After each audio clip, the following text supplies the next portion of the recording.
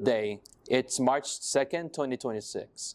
The biggest decision yet this year that came out from the U.S. Supreme Court the past week has repercussion not just domestically, but worldwide, affecting international commerce. And that is Trump's tariffs. I'm Joe Buban. Welcome to The Pulse. And I'm Sam Buban. Welcome to this week's edition. In a 6-3 decision, the U.S. Supreme Court ruled that most of Trump's tariff executive orders are unlawful, and that such power to impose tariffs on international trade is a power vested in the U.S. Congress and should not be a unilateral act of the President. 3 from the conservative wing of the High Court, Chief Justice John Roberts, Justice Neil Gorsuch, and Justice Amy Coney Barrett, joined 3 liberals of the court, Justice Sotomayor, Justice Kagan, and Justice Ketanji Brown Jackson. 2 of Trump's appointees to the High Court joined the rest in ruling that tariff powers rests in Congress and not the President. The case to challenge Trump's tariff by executive order was challenged in courts by a group of businesses that were hurt by the imposition of tariffs. Using the International Economic Powers Act, that empowers the President in times of war to invoke trade sanctions and embargo. But the High Court disagreed with Trump, saying tariff is a form of tax and only Congress can impose tax. The High Court also noted that the IEEPA allows the President to take economic powers if the country is in a state of war. But one big question by the court is, are we at war? The court also said that such powers has never been invoked for almost 100 years. One of Trump's Supreme Court appointee, Brett Kavanaugh, joined the usual pro-Trump members of the court, Justice Alito and Justice Clarence Thomas, in their dissenting opinion that wanted to make the unilateral tariff legal. The decision by the High Court was not welcome news for the President, and Trump reacted by saying he will impose additional 10% global tariff, and later said he is increasing them to 18%. We are a country now that is in a constitutional crisis, according to popular legal bloggers. When the President chooses to disobey the High Court and takes the power from another equal branch like Congress, that we are indeed in a constitutional crisis. Companies who sued, including those who were not part of the lawsuit, are now going to demand refunds from the U.S. government. Such process could get messy, as others commented, but so much money will be paid back by the U.S. government if they actually do that, even though the tariffs are mostly passed on to the consumers. On news relating to a congressional district map, a 3-judge panel of the federal court in Utah has rejected a Republican-led petition for preliminary injunction that would temporarily block a new congressional district map that would give Democrats 1 congressional district in Utah situated in Salt Lake City. In an earlier decision by a state court late last year, District Court Judge Diana Gibson already ruled the Republican-drawn map violated the Utah Constitution relating to rights to representation because it removes chances of minority voters in heavy minority district from electing a Democrat in a surgically gerrymandered map that dilutes the minority voters registered as Democrats in a certain district. The primary election in Utah is fast approaching, and the GOP are no longer left with options to block the new map that would guarantee 1 Democrat congressional district. The federal court, in its ruling, denied the petition, citing the Purcell Doctrine that prohibits election interference by legal actions when it's too close to the election, saying the plaintiffs failed to demonstrate a likelihood of success on merits of the case. The last time Utah has elected a Democrat to the House of Representatives was in 2018, where Congressman Ben McAdams served in Congress from 2019 to the end of 2021, representing Utah's 4th Congressional District.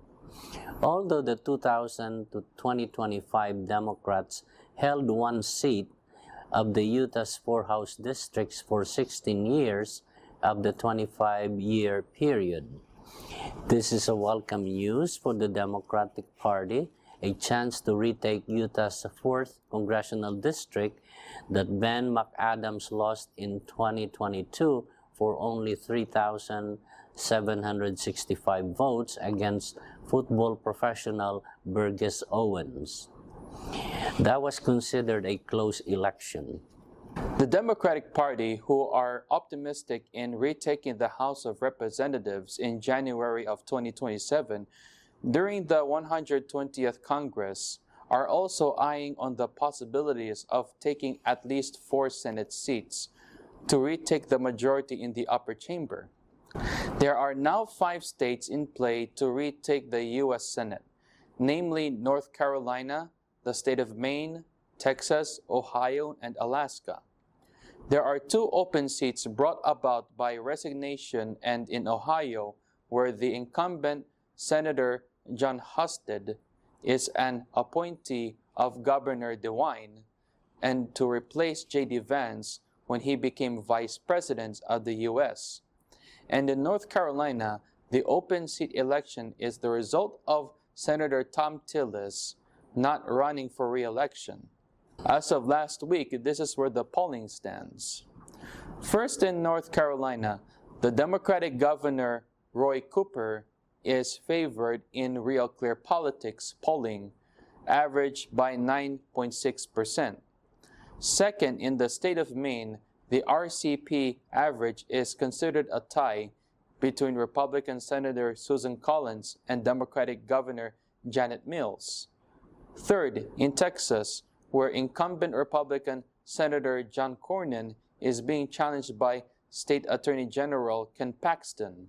In the Real Clear Politics summary of the polls, Paxton is on top of Senator Cornyn by 2% in the RCP average. If Paxton comes out the winner in the Republican primary, and the contest will be between Paxton and State Senator James Tallarico, the Democrat, Paxton is only ahead by 1.0%. But if the race is between Paxton and Congresswoman Jasmine Crockett, Paxton is also just 1% on top, both of which is within the statistical margin of error. Both scenarios would be considered a tie. In Ohio, which is the 4th state possibility, former Senator Sherrod Brown, a Democrat, who lost his seat last year by a narrow margin, is running again for Senate against Jon Husted, who was appointed by Governor DeWine when J.D. Vance left the office for the vice presidency. The 5th possibility of pickup is in Alaska. Former Congresswoman Mary Peltola, who lost re-election bid in 2024, is now challenging the incumbent Senator Dan Sullivan. In a survey in December last year, she is on top by 2% against Sullivan. No recent polling has been released yet, but a recent generic ballot polling, Democrats are on top by 4%. Meaning, if the elections are held today in Alaska, what party will they be voting for? Respondents say they will vote Democrat, 4% higher than Republicans among respondents in that state. The numbers in those states are making the Republican Party nervous. The biggest issue among voters is affordability and health care, which is the Republican Party is unable to fend off because of Trump's policies on trade and massive budget cuts on health care.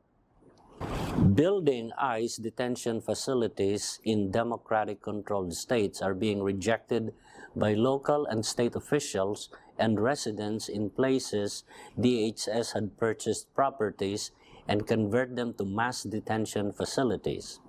In Pennsylvania, the township of Upper Bern, where ICE purchased a land in order to build a 1,500-bed detention center, residents and local officials had asked DHS Secretary Kristi Noem not to proceed with the plan because the town is not equipped to handle the water needs and sewage management needs of that facility.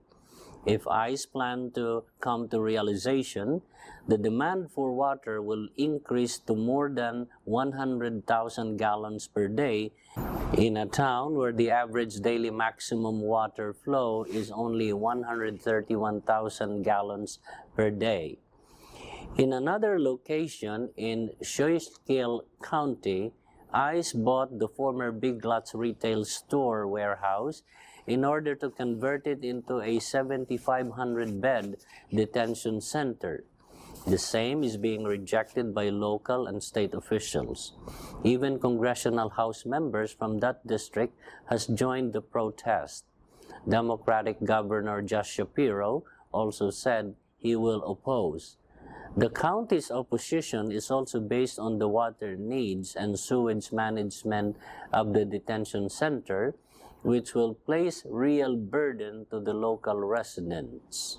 Trump's State of the Union address that took place last week was met with skepticism by Americans, even before it was delivered.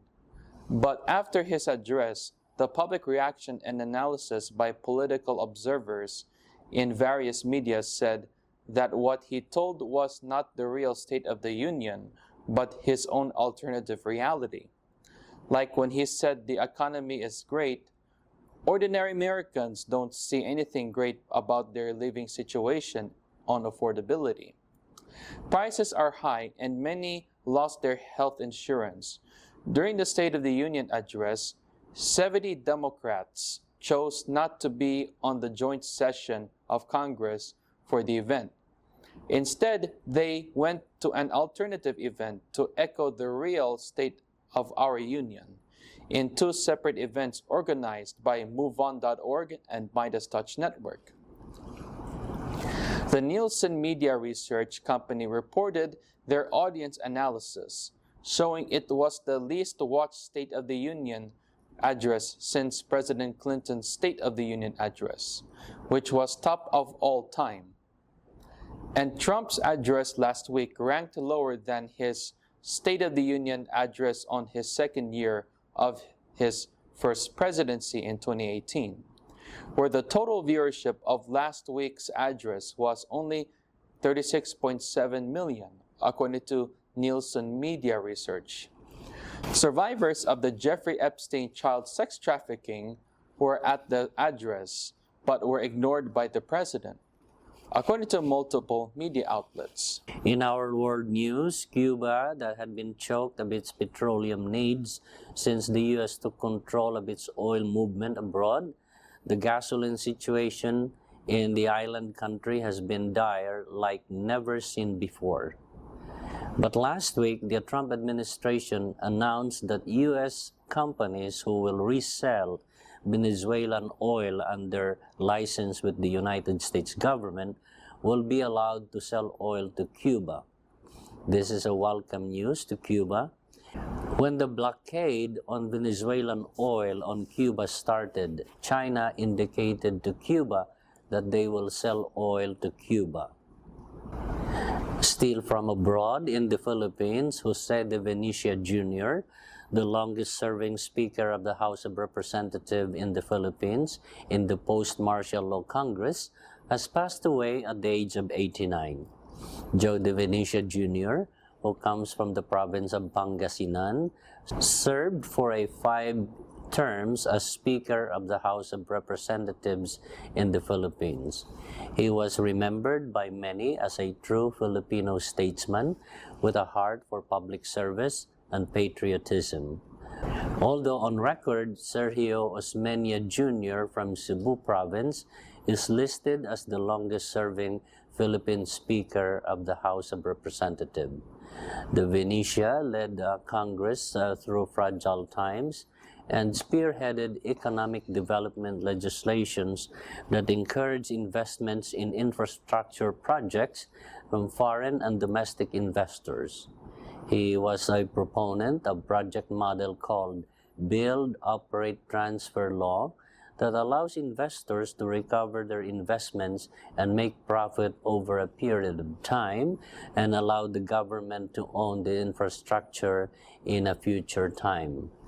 Speaker De Venecia also worked hard to pass the Philippine Economic Zone Act.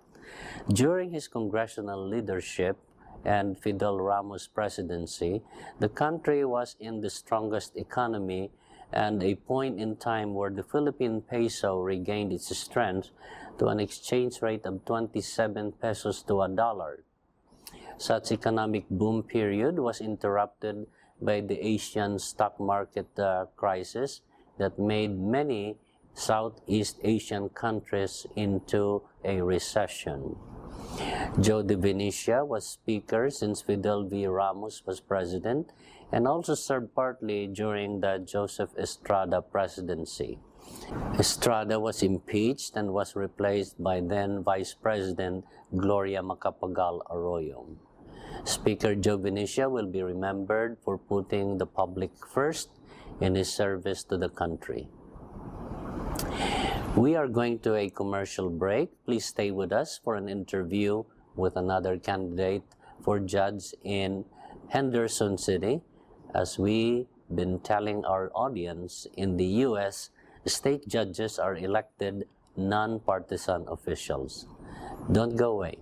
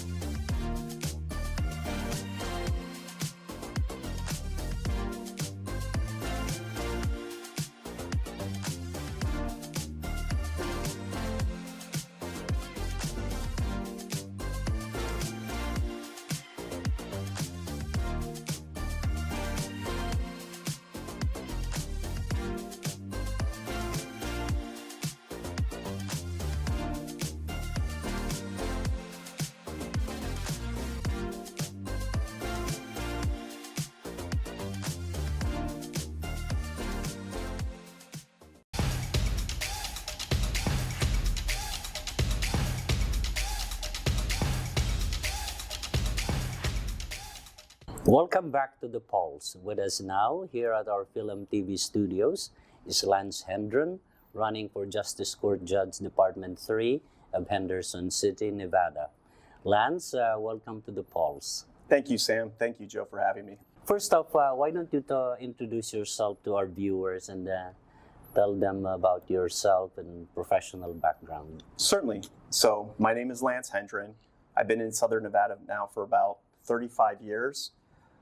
Grew up out here, went to public school, attended and graduated from Silverado High School back in 1999, when just around the first time that Silverado opened up, and there weren't too many other high schools like the growth there where it is now. I've been practicing law here in Southern Nevada for about 18 years, and just built my practice up. I'm a small business owner, having my own practice. My primary area is criminal defense, so I'm constantly in the courts a lot, day in and day out, and just it's been a real blessing here in Southern Nevada. My wife and my two daughters both attend public school, 15 and 8-year-olds, and just been a real blessing. I've got a lot of background and experience that I think would help out our community. And I look forward to being a public servant to make this community even better. Very Interesting. nice. Yeah. What kind of cases are heard at Justice Court Department 3? Absolutely. So I consider the Justice Court to basically be like the people's court. We have a couple of different court systems out here in our state, but the Justice Court handles a lot of matters where individuals may not necessarily be represented by an attorney. So for instance, the Henderson Justice Court hears civil cases. If the amount is up to $15,000, and then there's also a small claims civil area where if it's up to $10,000. I see. Henderson Justice Court also handles landlord-tenant matters. So if somebody's potentially facing an eviction or if there's habitability issues, a Justice Court judge would hear that. There's also protective order hearings. And then the Justice Court judge also hears criminal cases. So for the misdemeanor cases, the vast majority of them are what's called a bench trial. In other words, it's the judge that determines if the individual is guilty or not. There's not a jury trial for the vast majority of misdemeanor offenses here in Nevada. And then also the Justice Court judge hears the more serious criminal charges, such as like felonies, but that's only for a probable cause hearing. If there's enough evidence, then it would go to a higher court, to a district court, which is downtown here in Las Vegas at the Regional Justice Center. Henderson is a rapidly growing city. How many departments of the Justice Court does Henderson have at the moment? So Henderson Justice Court currently has 3 departments. There is another department that opened up, so there'll be 4 starting next year in January 2027. That is besides the municipal courts. Correct. So the municipal courts upstairs at the Henderson Courthouse, the justice courts are basically on the main level, and then upstairs there are also 3 Henderson municipal courts. Okay. If you are elected to Department 3 of the Justice Court, what's in your wish list? Anything special or changes you want to bring to the bench as a new judge? So I'm very community engaged. I think having, and again, with the Henderson Justice Court being what I consider to be the people's court, it's really important for the judge to have a lot of face time with the community. So I want to be very active, having involvement with the community, which I've already done. I've worked with various nonprofit organizations, such as Shine a Light, where we actually go in the flood channels here in Southern Nevada, trying to help out those individuals having difficulty in their life, home displacement, individuals dealing with mental health and substance abuse issues. And these are individuals of our community. You know, these are veterans, these are individuals that are hardworking and have come on through some really difficult times. So I find that's important to try to provide them with some of the, what we consider maybe, I know sometimes I do to just make myself humble, just some of those basic necessities. For instance, just even trying to get them set up to have driver's license, getting their social security card, getting Medicaid, getting insurance. So I'd like to really work on developing the court system that will assist with some of these organizations that I work alongside with to kind of help further the objective of being community-based. There's also some additional stuff that I work through. Being the Silverado graduate, there's also a teacher who is that I graduated with, who's now a teacher over at Silverado. And so I've spoken with the students there, and I've also participated as a mock judge for the civics high school competition called We the People. And I just want to have more involvement. I believe that being out there and just helping out one another, I think goes a long, long way. Yes, absolutely. Those are good things and good thoughts you have. Now, is the position a 4-year or a 6-year term? It's a 6-year term. Oh, okay. Well, in the ballot, your name will appear only for Henderson residents, right? That is correct. So my election will be in June, and it'll be for the primary in June. And if you are a Henderson resident, it doesn't matter what ward you live in or if you live in the city or in the unincorporated area, you will see my name on there for the ability to vote for me as a Henderson resident in the June 2026 primary election. I see. Is that the same rule they have in Clark County that if in the primary you get more than 50%, you don't have to go to the general election? Sam, you're absolutely right. So if the individual does get more than 50%, I have two opponents. So if one is to get over 50%, then they would not move on to the general election. However, if there is no one who gets over 50%, then the two highest in the Justice Court campaign election will then move over to the November election, the That general will be November. like the runoff will be on the general election. Yes, sir. Yeah, all right. We are almost out of time for this segment, Lance. So last words from you. And feel free to pitch to your voters out there. Just your camera there. Thanks again, Sam and Joe. I You're really very appreciate welcome, yeah. this opportunity to speak before all your viewers, loyal subscribers. It's really been an honor to have the chance to just give some background about myself. Again, I'm very community engaged. I've been involved. I participated in the Henderson Police Citizens Academy. I've helped out with ride-alongs with law enforcement. I have assisted Henderson Police with providing role-playing in their skits. These are things, again, community engaged so that we can work on building a better and safer community. I have, again, a family that lives out here. I've been out here for nearly 35 years. So it's something that I take really great pride in, wanting to see our community and our neighbors continue to succeed. When you, again, my name will be on the ballot if you're a Henderson resident in June 2026. I kindly ask for your support, and remember to vote Hendren for Henderson. You can find me on my website at www.lanceforjudge.com. On Facebook, just type in Lance, the number 4judge.com. And on Instagram, it's going to be Lance Hendren. And you can see my up-to-date, what's going on with all the campaigning. And feel free to reach out. My cell number is 702-483-8181.